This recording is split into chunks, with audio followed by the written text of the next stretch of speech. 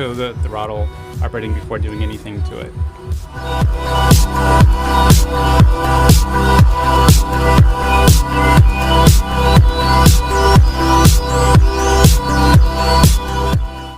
Okay, so I haven't quite figured out exactly how I'm going to do this yet. However, I'm going to show a loose concept of operation on how this could work. This being the Ridesteady control cable.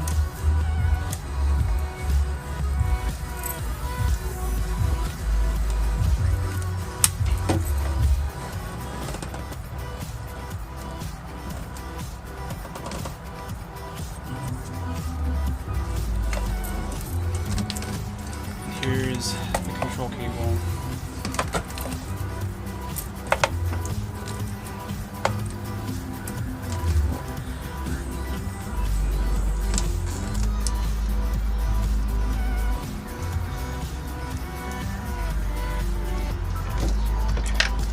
So knowing that this is giving a throttle, and all of this is going to be in here loosely, something like this. When you give it throttle, this will continue to pull forward, and when the Ridesteady wants to reduce the throttle, it will do so by letting out. So the challenge that I have right now is how I'm going to mount this, and I'm probably going to have to figure out how to extend this and fix it there so that this can continue to operate without everything getting all kinked up. So again, showing concept of operation without figuring out how I'm going to really mount that throttle cable. Still wanted to show what happens. So I'm going to push the throttle forward, and you can see that this has been pulled. And now what I'm going to do is I'm going to turn on the back and forth self-test so that you can see how the Ridesteady reduces throttle.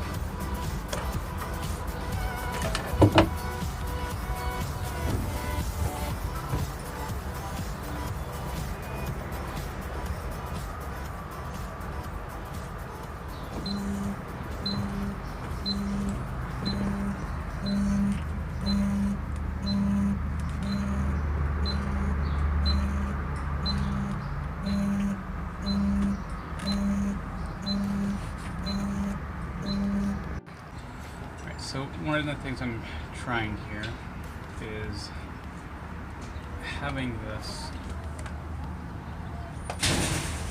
moving this stopper up to here,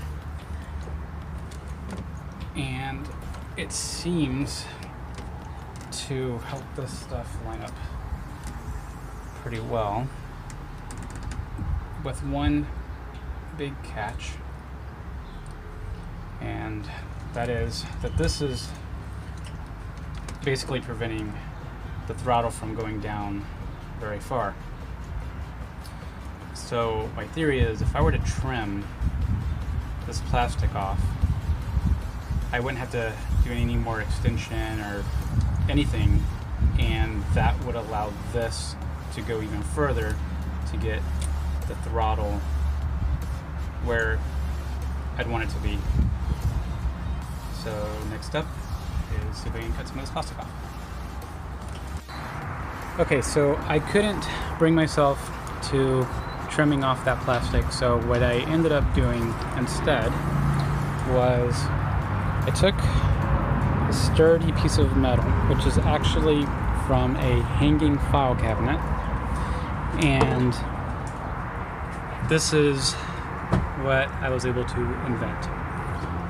Short piece of metal here, hooking the throttle arm up to the control cable, attached to the original throttle cable, and then I was able to stick another piece of that metal here and kind of get everything hooked up. Now, this is a little ugly, but I added it to just prevent this piece of metal that I added from swiveling in any way. But here is what it looks like when you give it throttle.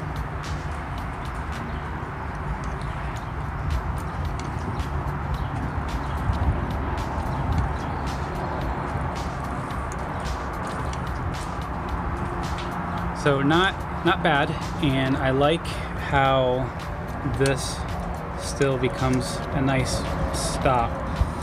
I am noticing that I might have not mounted it far enough since I'm not quite getting 100% throttle, but I'm going to test this and see if I'm actually really losing a whole lot off the top end. But before I put this back together, let me go ahead and turn on the Ridesteady motor test so that you can see how this functions.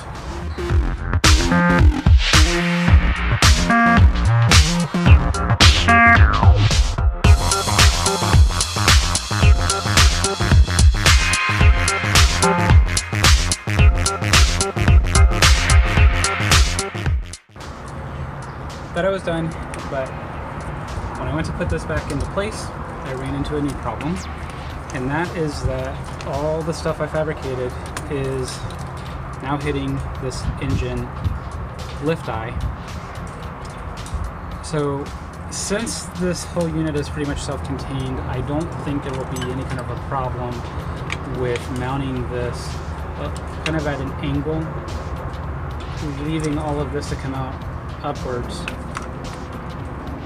It should work, so I'm gonna try and fabricate something here to mount this in a way that a single bolt won't let it swivel down.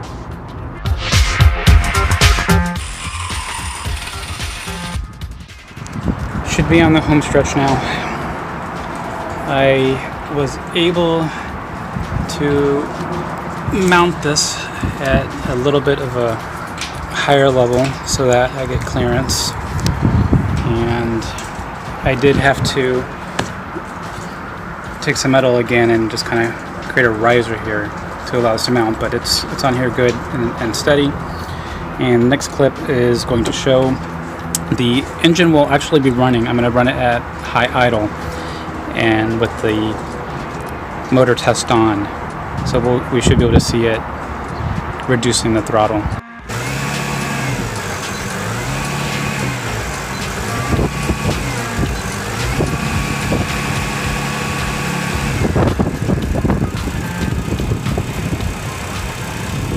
Problem with this approach though is this stuff does not quite go back on. So this nice pretty cover, I won't be able to use it at this point because it interferes. I'm just going to leave this off.